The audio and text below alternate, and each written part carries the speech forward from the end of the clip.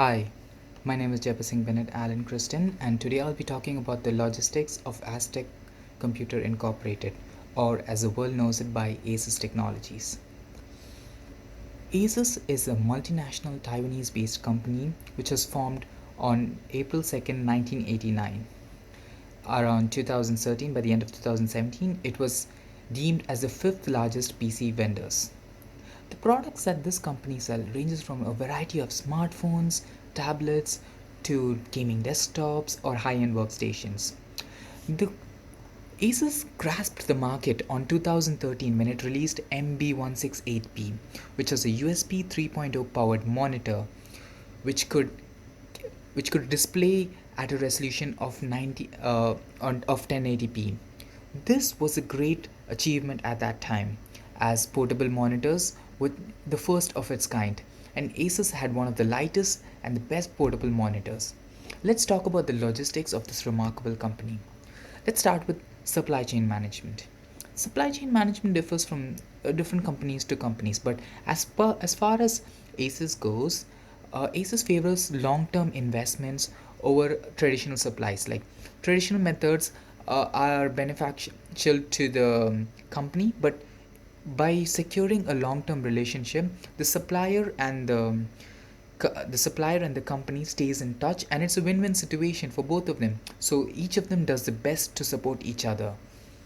So instead of looking at cost or quality like any other company, Ace prefers long-term relationship with their supplying partner. The risk identification and the management is the second part of the logistics, which we are going to cover. The major risks for any electronic industries are labor, environment, governance, according to RBA.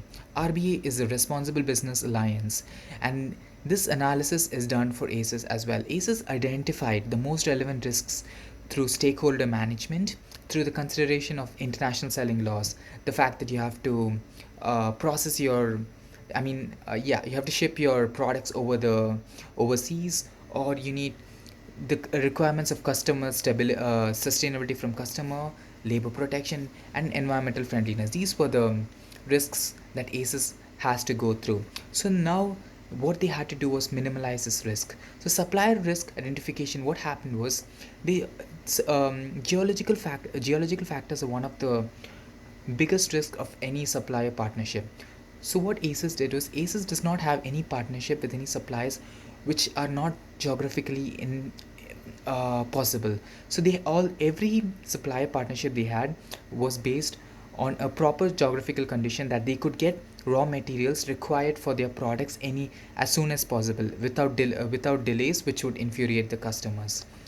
And the other risks like labor protection or sustainability of customers and environmental friendliness were listed down, and the high supplier risks were noted, and this was done through a second or third audit so as to form a proper supplier relationship. The next what we're going to talk about is push or pull strategy. So, push strategy is basically when a company produces mass products for the clients, and then they just buy it through in a market or in a store or etc. Pull strategy is when the company makes a product specified according to the client's needs after getting the information from the client. So basically what happens here is in ASUS, push and pull strategy works together. So in ASUS, push strategy works on things like this mobile phones, smartphones, or tablets, or basic laptops. So what happens over here is these need to be mass produced as there are constant demand for it. To meet these demands and not to infuriate the customers or by delaying them, like losing the customers, they keep producing it in mass quantities.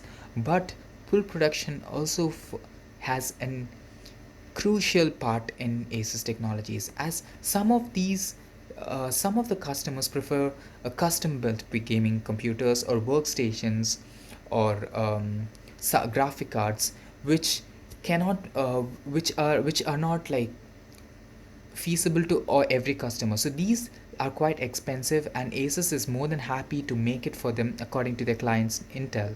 So if a custom computer has to be built, all a customer need to say is log into any Asus website and then choose your appropriate parts, and Asus will do it for them and deliver it to them as soon as possible.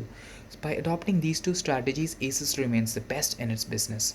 The strategic business unit. Asus is a quite smart business and it does take strategy into account in order to maximize profit and maximize customer satisfaction.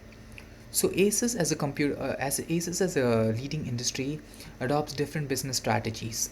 So one of the few strategies is that Asus Zenfone is a good series, which is a smartphone series which has been released throughout the world.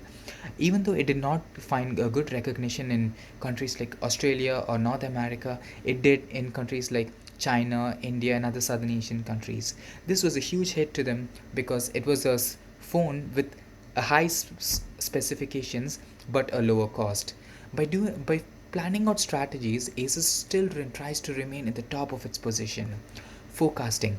After Asus has returned from a whopping revenue growth after 22 months of on-year declines, revenues have been jumping up again on a 5.9% on a year-to-year basis, which leads to a $25.39.53 billion. Asus at this point is to forecast is to increase the notebook shipment and profits in the year 2020.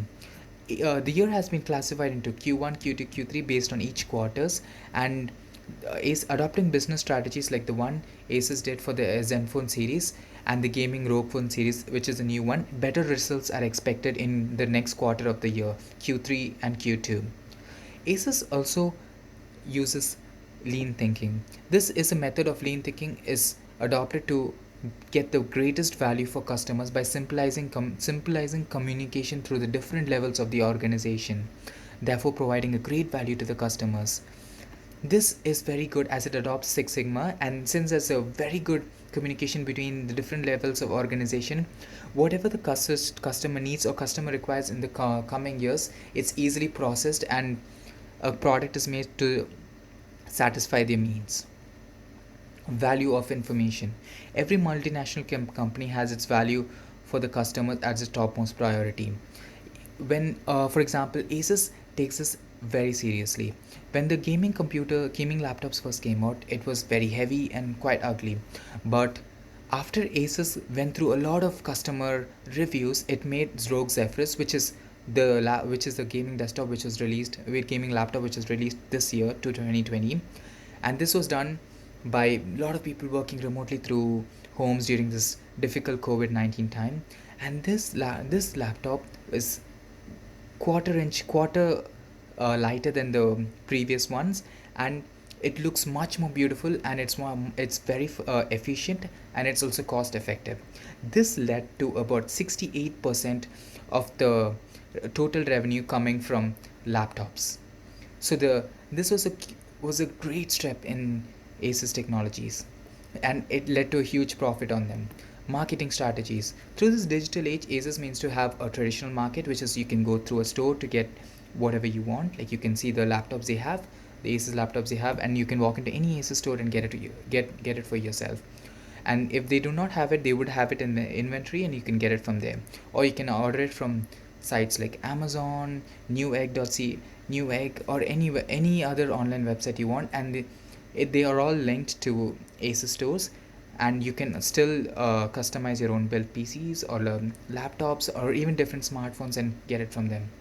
In conclusion, Asus being an aspiring company looking forward to be the top electronic industry in the world, and adopting these certain business strategies and holding up their models, they might actually reach their position in the near future. Thank you.